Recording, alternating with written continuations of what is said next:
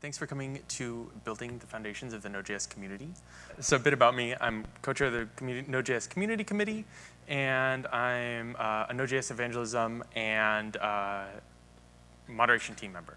So one of the things I feel about Node is awesome. There's a lot of reasons that Node.js is awesome. So let me go into a few of those. Node.js is everywhere, right? Some of the talks we've seen today kind of exemplify this. We've seen a workshop about Node.js and IoT. We've seen a talk about how Node.js is used at Alibaba for large-scale deployments of mission-critical apps for them. We've seen a talk on NAPI and how that's kind of reinventing some of the core parts of the native module ecosystem, and that's really helping us kind of move forward. Another talk on GraphQL and how to kind of deploy that to production successfully. These are all totally distinct subjects that Node.js covers. Node.js is a core part of each of these, but they're all totally different. Everyone at this conference has totally different interests because Node.js covers so many different things. So Node.js is also awesome because of its ecosystem. Over the last year, I gave this talk the first time a year ago.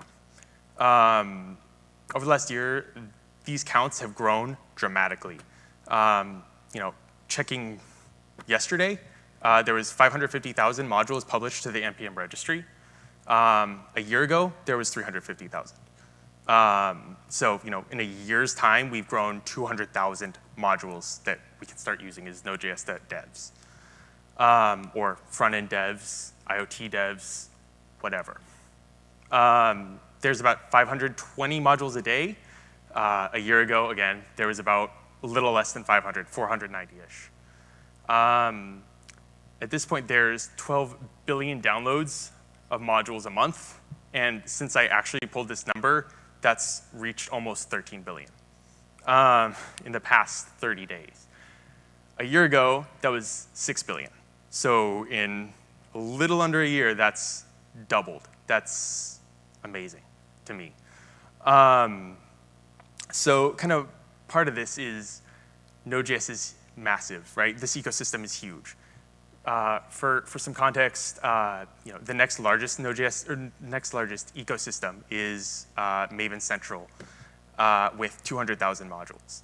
So in a year's time, we've grown the same amount, to the same size as the next largest registry. Node.js is awesome because of its community, right? There's an abundance of ways to start learning Node that have all kind of grown from the community. You can just start by reading the docs. It's a #1 suggestion a lot of people go to. You can get started with something like Node School. Get started with Learn You Node, move on to how to NPM, go to Streams, Getting Started with Streams, I believe. And then you can kind of continue developing Node from a single point and grow out from there. Local meetups are another way to get started. Node School itself has, I think, 180 different unique chapters in all 6 continents. So, 6 of the 7 continents, not a Node School chapter in Antarctica yet. I participate in a local GDG. I do Node stuff there. There's a ton of different Node kind of meetups you can go to locally wherever you are, and you'll find something interesting. Another way is online courses. I started doing the Code School course a long time ago. Now there's Learn Node by Wes Bos. It's a pretty great tool to get started with Node. And another part of it is you only need to know JavaScript, right? This is a huge thing because there's already a huge JavaScript community. JavaScript's not going away. JavaScript is in the browser. We're able to all kind of build from there, and that's kind of one of the paths that Node's taken to success. But Node.js is awesome because of these 3 things, right? Node is everywhere. Node has a huge ecosystem. And Node has an incredible community. These are the reasons Node's awesome. But really, there's just one thing here. There's just community. Node's awesome because of its community. Community encompasses every single part of what we do with Node. The core project is built, updated, and maintained by the community. The modules we download by the billions are built, maintained, created by the community. The different ways we learn Node are all built, maintained, created by the community. We see the community growing dramatically every year. We've heard year-over-year growth for the last few years, doubling the size of Node users every single year. So let me restart my slides here.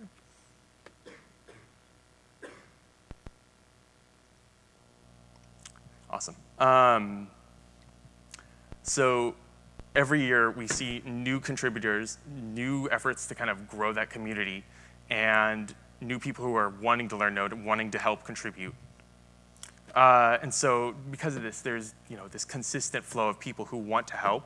A group of people came together last year and kind of began work on something new, the Node.js Community Committee.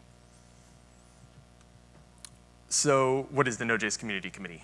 The Node.js Community Committee, or ComCom for short, is a top-level committee in the foundation that sits alongside the TSC, working toward kind of outward-facing community efforts.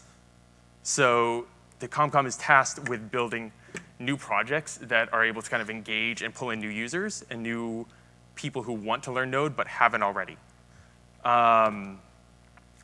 And part of this is making sure everyone succeeds with Node and making sure that us as people who are already using Node are also able to go succeed with Node in the long term. So these are some parts of the Node of the community committee that are kind of being actively worked on right now. Right now we're working on Node Together, which is a community project around that Ashley Williams created a while ago. And its goal is kind of increasing inclusivity, enabling people who are from underrepresented groups to come to the project and succeed, to come to the project and start in a place where they can get help and mentorship in person right away. So right now, Rachel White is leading the charge. She's my co-chair for the community committee. And she's working on kind of bringing it in and tying everything up, tying up all the loose ends, and being able to kind of make it available to everyone to be able to go and start to create their own Node togethers, to have their own kind of chapters. Another project we're working on right now is the Nodejs Collection. And the Nodejs Collection is the official Medium publication for the Node.js project that's run by the community and the foundation together. And kind of what we're trying to do around it is create a platform for everyone to have a voice on within Node.js and be able to kind of write and share what they're working on and create a community in the public space. So right now we have about 400,000 minutes spent in the last 90 days of readership in different articles that we've published. And this is articles from Node.js Weekly Update that Rising Stack does, to today's State of the Union blog post, and different tutorials, different kind of areas like that, that we can enable people to go and take what they care about in Node and enable them to write about that. Another area that we've worked on is the Node.js Evangelism Working Group. This is the first working group that's made the transfer from being a TSC working group to a ComCom working group. And what that kind of means is, it was under the governance model of the TSC, and we had to transfer it over to the ComCom. And so with that, it's tasked with outward evangelism of the Node.js project. So what that means is, taking care of social media stuff, taking care of pulling in new people. And that overlaps with ComCom stuff, but this is a one-on-one thing rather than a general kind of organizational structure. Currently, we're working on ramping up good first contributions across the entire org. So there's a bunch in here as well in the Evangelism Working Group, but we're kind of working on building that out and enabling everyone to go do that. Everyone to start contributing to Node itself in that way. So if you're interested in participating in this, we've really been working on trying to enable everyone to define how they want to help the community succeed and be able to kind of have a platform for that. So the ComCom right now is working on enabling people to succeed in the ComCom itself. And that means enabling them to go do things that they think are interesting. So we have a bunch of issues tagged good first contribution right now, but one of the things that we're kind of looking at is how other people think they can help the community committee, how other people think they can help the Node.js community. So we're working on the Node Together stuff and evangelism work, but there's a lot of other kind of minutia around that. So for example, pulling in people to work on the different aspects of outreach, project management, that kind of stuff is really difficult to get people to do because it's not a technical contribution. So building out those platforms, building out ways for people to contribute to each other and enable other people to come and succeed is a really key part of enabling the community to succeed in general.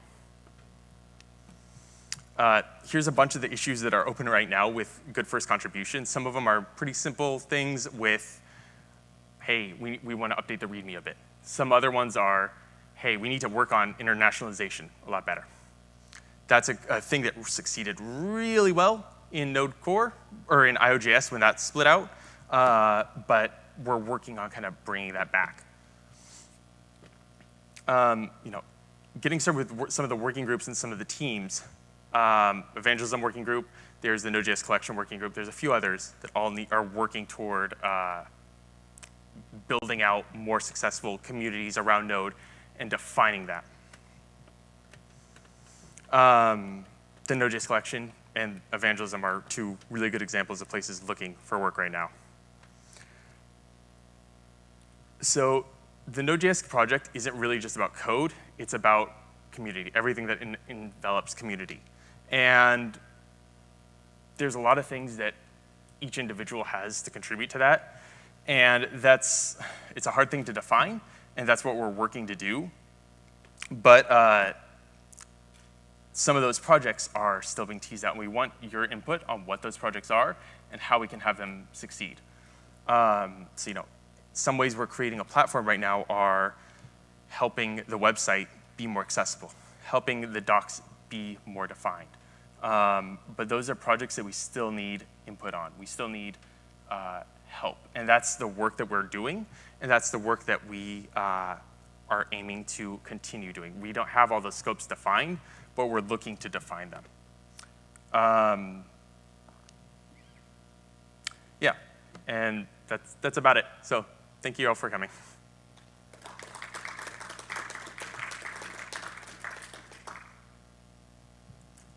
Anyone have any questions about the ComCom? I know we ran a little short there. No? Yep. Yeah. So Node Together is a project that we pulled in from Ashley Williams. And that project is really working to enable inclusive groups to be a part of Learning Node and then defining what those roles are. So there's actually a core curriculum of building out a single page application. And Rachel White is looking to expand that into a few different areas. She does a lot of Twitter bots. So that's going to be a really good area to kind of engage people and get them to want to build out different things. But part of that is actually enabling people to come and be teachers. This project was only taught by Ashley Williams before. She had mentors, but it was really just run by a single person following the Node Live conferences, around the globe. That's a really taxing thing, and it can be very successful as we're able to kind of put more resources and tech into that. It has a website. We're working on updating it, but it's a lot of work. It has a Slack that has kind of scoped groups into each individual area that there's been a meetup in. That Slack is still actually active with individual members that have participated in Node Together from those different areas. So being able to foster that and enable those people to come and participate further in Node, whether that just be, it's not just Node core. It's being able to continue to contribute to the project and being able to just code in Node. That's all you need to do. And that's the goal of this, is to enable them to do that. Any other questions?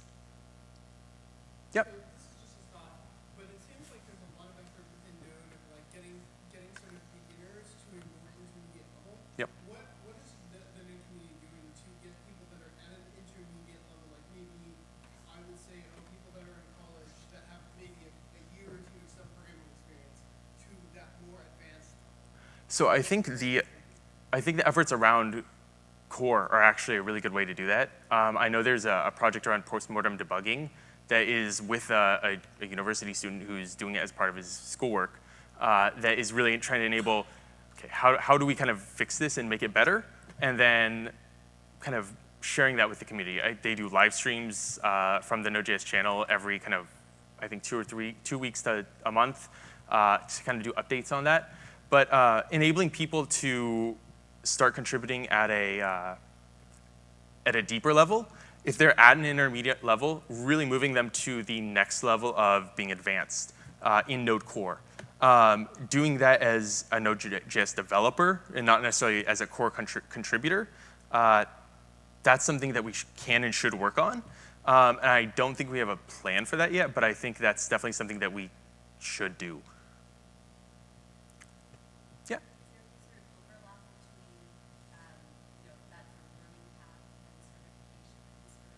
Yeah, so actually, several of us who are involved in the community committee have been involved in the certification stuff, and including myself. And enabling, that's definitely something that we need to do. I know they were looking for existing programs to begin working toward making them compatible with the certification. But that core certification thing is actually an interesting subject, and as time goes on, we will probably be moving toward having everything be within the scope of certification, making sure that if you want to participate in this, you can also go do that. So that's definitely something that is going to be scoped into everything. I think we do. Any other questions? Yeah. I think there needs to be some sort of outreach to young people. You got to get them when they're young. Yep. I don't know. I mean, it's definitely not something that you're going to present to somebody that's a scratch age person, but maybe it's the next step back for someone doing scratch.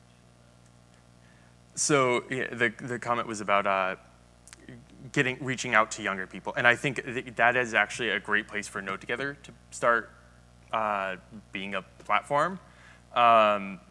It's about the scope so far has been underrepresented groups and groups that don't have as much of a platform normally.